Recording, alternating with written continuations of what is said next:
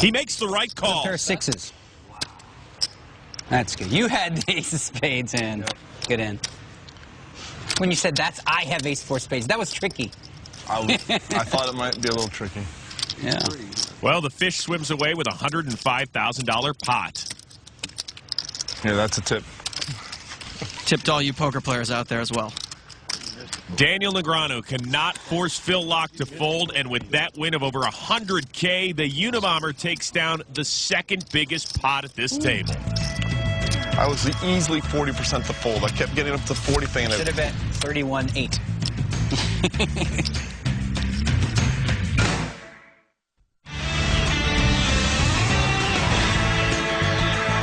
Welcome back to Las Vegas, Nevada, home of the big game. We have played 46 of the 150 hands for this table, and after that big score, Phil Laak is up almost 70 grand. Daniel is now in a hole, and the loose cannon, Ernest Wiggins, is still trying to recover from his early deficit. Remember, the loose cannon only gets to keep whatever he turns into a profit. Tony G straddling this hand, so the action starts with Phil Hellmuth, who folds. Ace-10 for the loose cannon. If Ernest wants to get into the black, he's got to start raising with hands like this. Instead, he just calls. King-Jack offsuit for Daniel Negreanu. Comes over the top, a raise to 3,500. Wow. Doyle folds.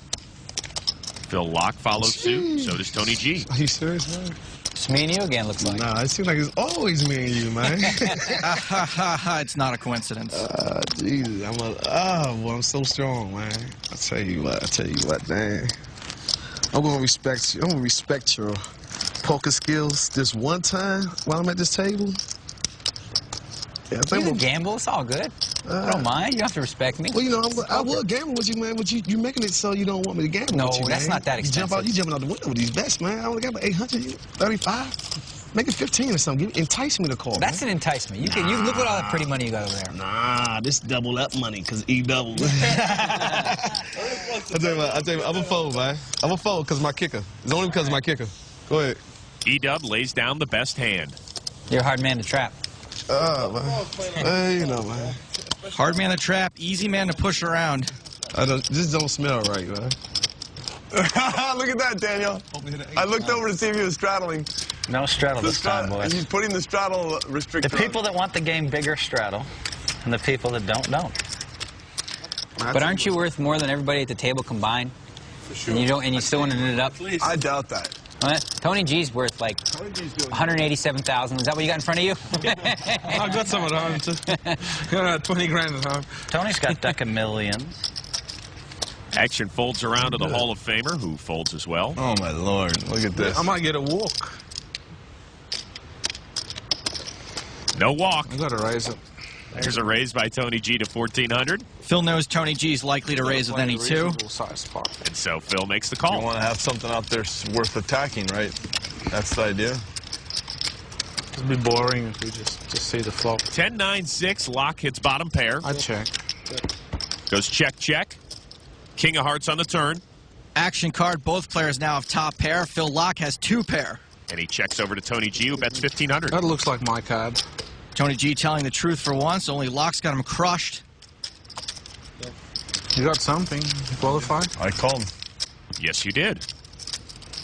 Deuce of diamonds on the river. That's a safe card. Phil agrees. He's going to let Tony bet into him.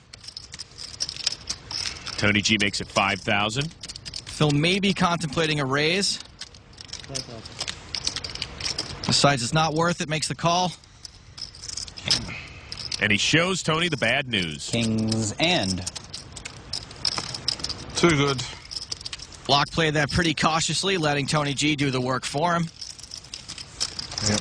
Easy game. Laak scoops up a pot worth more than 16 grand. Wow. How did that pot stay so small? Well, because there were 22 hands that were better than mine. Actually, it's only 9. I'm a nit after all. In the end, I'm a nit, you know? But I'm going to raise, and then what do I do when he re-raises? I can only get value on calls.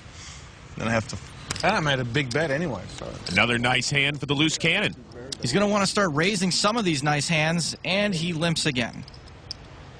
And Daniel comes over the top again to 1,600. So you said you wanted like 15 or 16, so. Exactly. With this raise, Daniel's attempting to isolate the cannon. Doyle calls. I don't know. Sometimes I do that. Phil folds. Tony G's in. And the other Phil folds. 16, huh? Any chance Ernest repops? No. Sick read. So Daniel's objective to isolate the loose cannon doesn't work. 4 players are going to the flop. 4 players. King 4 king. The flop misses everyone, which means Ernest still has the best hand. Let's see if he can bet it. He does. Leads out with 1,000. He does bet it, but a 1/7 pot bet reeks of weakness and opens the door for any of these players to raise him. Like Daniel does to 5,500. Doyle folds, He's finally got 2 connectors. as does Tony G. You ain't got no king, do you? You got kicker thing again? You ain't got no king, do you? You got king? What do you think I got? You had to think what my Queen 2 Jack. cards are. Queen Jack? Queen Jack. Why would I raise with Queen No, you're Jack? right. with You're these right. two You're right. You crazies Daniel in the behind me? ground. You Daniel in the ground. I would never have Queen Jack. I would probably have you more like a 5-7 suited. 5-7 suited. That's more like That's it. more like it. But you probably king full suited right now. I don't know, man. I think my kicker might get you though.